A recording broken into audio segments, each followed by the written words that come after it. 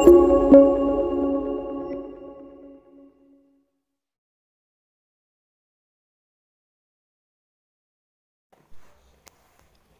Bapak Ibu Saudara-saudara yang saya kasih dalam Tuhan.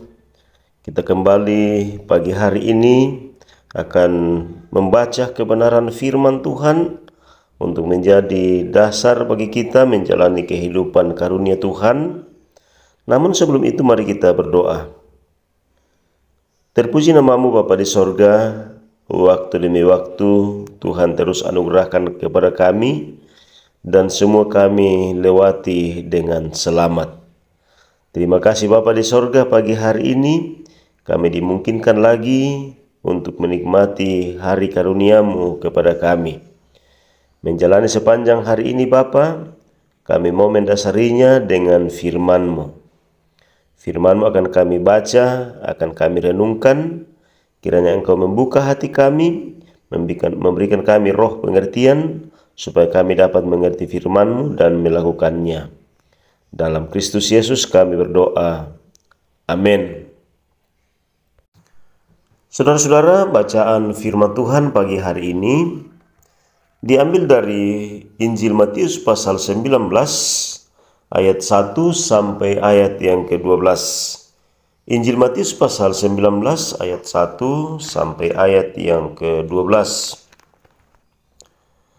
Setelah Yesus selesai dengan pengajarannya itu, berangkatlah ia dari Galilea dan tiba di daerah Yudea yang di seberang sungai Yordan. Orang banyak berbondong-bondong mengikuti dia dan ia pun menyembuhkan mereka di sana. Maka datanglah orang-orang Farisi kepadanya untuk mencobai dia. Mereka bertanya, "Apakah diperbolehkan orang menceraikan istrinya dengan alasan apa saja?" Jawab Yesus, "Tidak. Tidakkah kamu baca bahwa Ia yang menciptakan manusia sejak semula, menjadikan mereka laki-laki dan perempuan, dan firman-Nya, sebab itu laki-laki dan akan meninggalkan ayah dan ibunya dan bersatu dengan istrinya, sehingga keduanya itu menjadi satu daging. Demikianlah mereka bukan lagi dua melainkan satu. Karena itu, apa yang telah dipersatukan Allah tidak boleh diceraikan manusia." Kata mereka kepadanya, "Jika demikian, apakah sebabnya Musa memerintahkan untuk memberikan surat cerai jika orang menceraikan istrinya?" Kata Yesus kepada mereka, "Karena ketegaran hatimu, Musa mengizinkan kamu menceraikan istrimu. Tetapi sejak semula tidaklah demikian. Tetapi aku berkata kepadamu, barang siapa menceraikan istrinya, kecuali karena zina, lalu kawin dengan perempuan lain, ia berbuat zina." Murid-murid itu berkata kepadanya, "Jika demikian halnya, hubungan antara suami dan istri, lebih baik jangan kawin." Akan tetapi ia berkata kepada mereka, Tidak semua orang dapat mengerti perkataan itu. Hanya mereka yang dikaruniai saja. Ada orang yang tidak dapat kawin karena ia memang lahir demikian dari rahim ibunya. Dan ada orang yang dijadikan demikian oleh orang lain.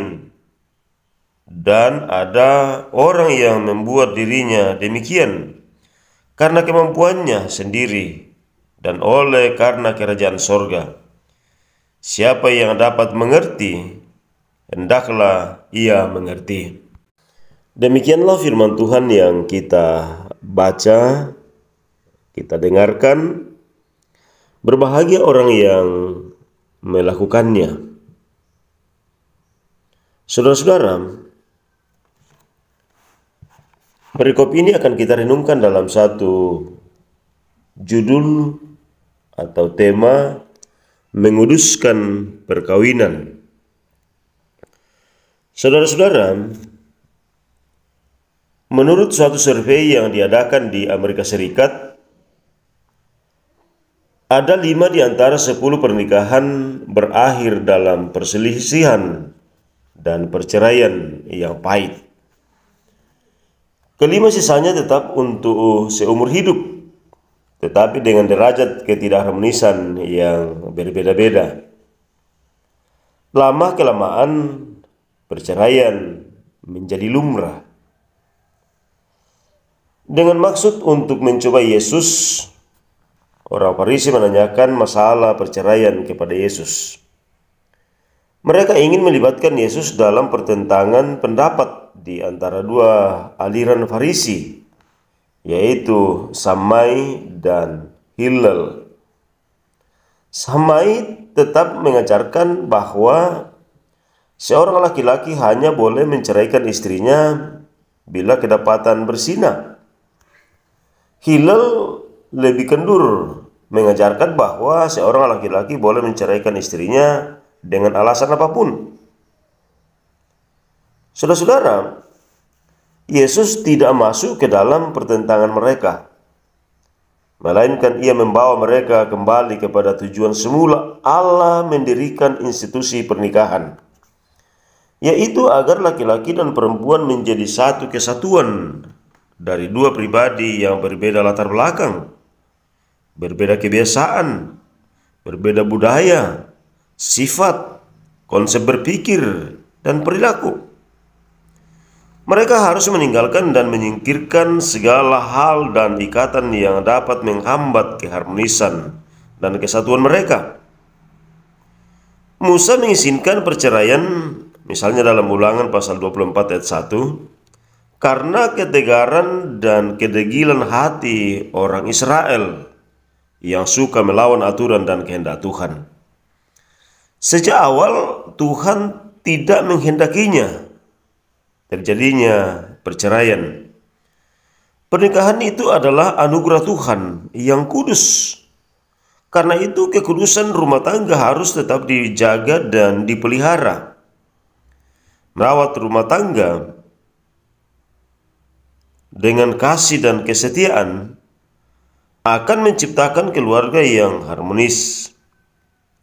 Ingat bahwa rumah tangga hanya dapat dipisahkan oleh maut. Karena itu, pelihara dan jagalah. Amin. Saudara-saudara, mari kita kembali tunduk kepala di hadapan Tuhan. Kita berdoa. Kami mengucap syukur kepadamu ya Allah Tuhan kami, bahwa Engkau berkenan menyampaikan firman-Mu kepada kami pada pagi hari ini. Engkau mengajarkan hikmat kepada kami, bagaimana sesungguhnya setiap kami anak-anak Tuhan menjalani kehidupan rumah tangga sebagai institusi yang Tuhan sendiri bentuk sejak semula. Bapa di sorga, berikanlah kami hikmat sehingga di dalam rumah tangga senantiasa terjalin kasih dan cinta, sehingga rumah tangga kami terus menjadi rumah tangga yang memuliakan nama Tuhan. Mampukan kami Tuhan untuk melawan berbagai penyebab keretakan dan kehancuran rumah tangga kami. Bapa kami dalam sorga, kami berdoa untuk kehidupan kami sepanjang hari ini. Ke dalam tangan-Mu Tuhan kami serahkan hidup kami, pekerjaan kami, pendidikan kami, apapun yang kami lakukan saat ini Tuhan, berikan kami hikmat supaya kami melakukannya seturut dengan kehendak Tuhan. Bapa di sorga, kami terus berdoa buat saudara-saudara kami, mungkin ada yang sedang mengalami pergumulan rumah tangga yang menuju kepada keretakan dan kehancuran rumah tangga. Bapa di sorga, pulihkanlah keadaan rumah tangga mereka.